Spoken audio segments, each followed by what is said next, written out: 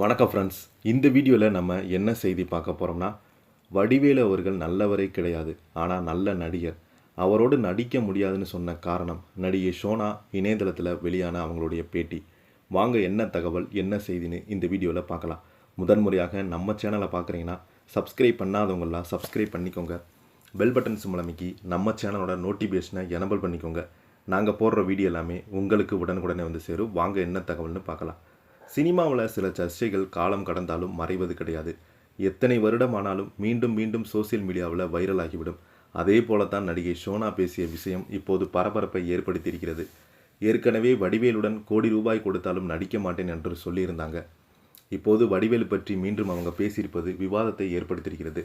அந்த பேட்டியில் சோனா பேசும்போது வடிவேல் நல்லவர் கிடையாது என்பதில் எந்த சந்தேகமும் கிடையாது. அவருடைய பாடி லாங்குவேஜ், டைமிங், காமெடி, நடிப்பு எல்லாம் தனி ஸ்டைலாக இருக்கும். அதை வேறு எந்த நடிகராலும் அவ்வளவு ஈஸியாக செய்ய முடியாது. அதனால்தான் அவர் நடிகர் சூப்பர். ஆனால் மனிதனாக அவர் நல்லவர் கிடையாது. அதனால்தான் அவரோட நான் நடிக்க மாட்டேன் என்று சொல்லியிருக்கிறாங்க. இது பணத்துக்காக எடுத்த முடிவுகளில் தன்மானத்துக்காக முடிவு. அவரை நல்ல நடிகர் என்று சினிமா எல்லாரும் கொண்டாடலாம். ஆனால் அவரை பற்றி அவருடன் நடித்தவர்கள் எல்லாருமே எப்படி பேசுகிறாங்க, அதிலிருந்து தெரிந்து கொள்ளுங்கள் அவருடைய கேரக்டர் எப்படி இருக்கும் என்று ஓப்பனாக பேசியிருக்கிறாங்க. இதற்கு முன்பு ஒரு பேட்டியில் வடிவேலுடன் நடிப்பதை விட பிச்சை எடுத்தாலும் எடுத்துக்கொள்வேன் என்று சொல்லியிருந்தாங்க. அது குறித்து அவங்க இப்போது மீண்டும் பேசும்போது, நான் முன்பு வடிவேலுடன் நடிக்க மாட்டேன் என்று சொன்னேன். இப்போது அந்த முடிவில் எந்த மாற்றமும் கிடையாது. அதில் நான் இன்னும் உறுதியாகத்தான் இருக்கிறேன் என்று ஷோனா சொல்லியிருக்கிறாங்க. அதோடு குசேலன் படத்தில் நடிக்க என்ன காரணம் என்று அதற்காக குறித்து விளக்கம் கேட்டிருந்தாங்க. அதாவது அந்த படத்தில் நடிக்க முடியாது என்று ஆரம்பத்திலே சொல்லிட்டேன். ஆனால் சினிமாவில் மிகவும் மதிக்கத்தக்க ஒரு பிரபலம் என்னிடம் பேசினார். அவர் கேட்ட பிறகு தான் என்னால் மறுக்க முடியலை. அவர் மீது இந்த மரியாதை காரணத்துக்காக தான் அந்த படத்தில் சம்மதித்து, அதுவும் படப்பிடிப்பு முழுக்க எனக்கு பாடி கார்டு பாதுகாப்பு ஏற்பாடு செய்யப்பட்டிருந்தது. அப்படி ஒரு சூழ்நிலை தான் அந்த படத்தில் நடித்தேன் என்று சொல்லியிருக்காங்க.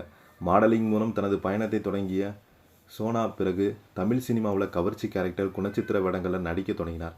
நடிகையாக மட்டுமல்ல, தயாரிப்பாளர் தனது தடத்தை பதித்தார். சினிமாவில் ஏற்பட்ட பல கசப்பான அனுபவங்கள், தனிப்பட்ட வாழ்க்கையை சந்தித்து சவால்களையும் அடிக்கடி பேட்டியில் பேசி வந்தாங்க. அதே போல் தான் அவர் இப்போது வடிவேலு பற்றி பேசியது அதிகமாக பேசப்பட்டு வருகிறது.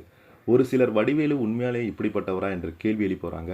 இன்னும் ஒரு சிலவர் இங்கே வேற இப்படி சொல்லிட்டாங்களே, அப்போ வடிவேலு இவங்க மீது மானநஷ்ட வழக்கு தொடர போகிறாரா என்ற கேள்வி எழுப்புறாங்க.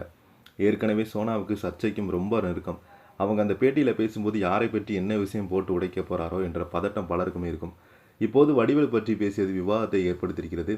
இந்த செய்தியை பற்றி நீங்கள் என்ன கீழே உள்ள கமெண்ட் பாக்ஸில் மறக்காமல் பதிவிடுங்க.